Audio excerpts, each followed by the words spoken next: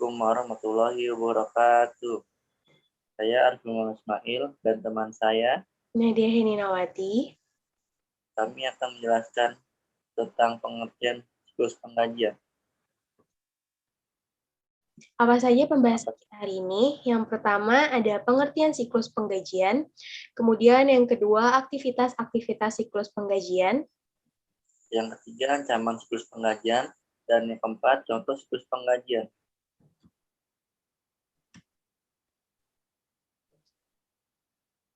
Pengertian siklus penggajian. Apa itu siklus penggajian? Siklus penggajian merupakan aktivitas bisnis dan pemrosesan data yang berulang dan berkaitan dengan pengolahan karyawan.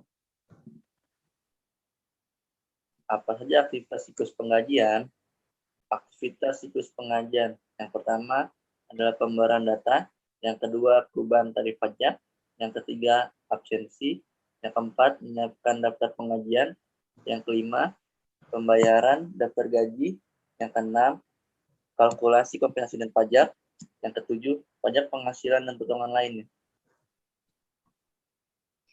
Ancaman siklus penggajian. Apa saja sih ancaman dari siklus penggajian?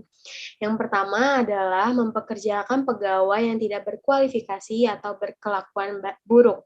Nah, ini biasanya disebabkan pada saat awal perekrutan pegawai, kurangnya pengawasan dari divisi tertentu. Kemudian yang kedua, adanya pelanggaran hukum ketenagakerjaan seperti kontrak karyawan yang tidak sesuai dengan undang-undang.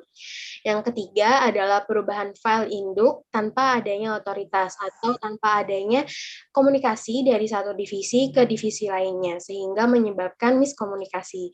Kemudian yang keempat, data waktu yang tidak akurat. Nah, ini akan menyebabkan ketidakakuratannya juga daftar gaji yang akan diterima oleh karyawan tertentu. Nah, yang kelima adalah pemrosesan penggajian yang tidak akurat. Dan yang terakhir adalah pencurian atau penipuan distribusi cek gaji. Nah, ini biasanya disebabkan oleh dari kepribadian karyawan itu sendiri. Nah, di sini kami memiliki contoh dari siklus penggajian yang di mana di sini siklus penggajian melewati 4 tahap atau 4 divisi. Yang pertama ada divisi karyawan, kemudian divisi PSDM atau pengawasan sumber daya manusia, lalu ada divisi keuangan, dan yang terakhir ada divisi manajer. Dan dimulai dari divisi karyawan terlebih dahulu. Nah, divisi karyawan akan menyiapkan data-data karyawan yang bekerja di suatu perusahaan secara manual. Kemudian data-data tersebut akan diinput ke dalam sistem dan akan dihasilkan atau menghasilkan output berupa dokumen atau berbentuk kertas. Nah, dokumen ini akan diserahkan ke bagian PSDM. Namun sebelum itu, bagian divisi karyawan akan melakukan presentasi secara manual terlebih dahulu. Nah, hasil dari presentasi ini akan diinput ke dalam sistem dan akan menghasilkan output berupa dokumen. Nah, dokumen dari hasil presentasi dan juga data karyawan ini akan diserahkan ke bagian divisi PSDM yang nantinya divisi PSDM ini akan merekap semua data presentasi secara manual. Kemudian hasil dari rekapannya ini akan diinput ke dalam sistem dan akan menghasilkan output berupa dokumen dan nantinya dokumen ini akan diserahkan ke divisi keuangan. Divisi keuangan, setelah mendapat dokumen hasil rekapan presentasi dari divisi PSDM, lalu divisi keuangan akan membuat slip gaji secara manual.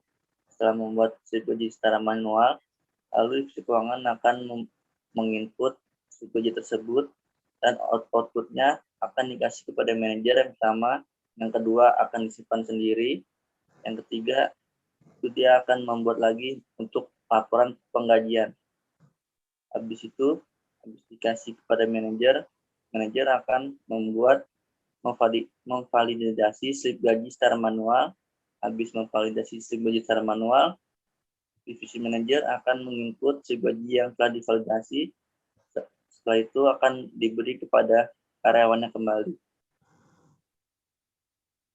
Maka setelah tadi slip gaji sudah divalidasi oleh manajer dan sudah diserahkan kepada karyawannya kembali, lebih tepatnya pada bagian PSDM, maka slip gaji yang telah divalidasi tersebut akan dikirim bersamaan dengan uang oleh manajer kepada PSDM. Lalu, PSDM akan memberikan slip gaji yang telah divalidasi beserta juga dengan uangnya kepada karyawan yang bekerja di perusahaan tersebut. Sekian siklus penggajian dari kami berdua. Kurang lebihnya mohon maaf. Wassalamualaikum warahmatullahi wabarakatuh.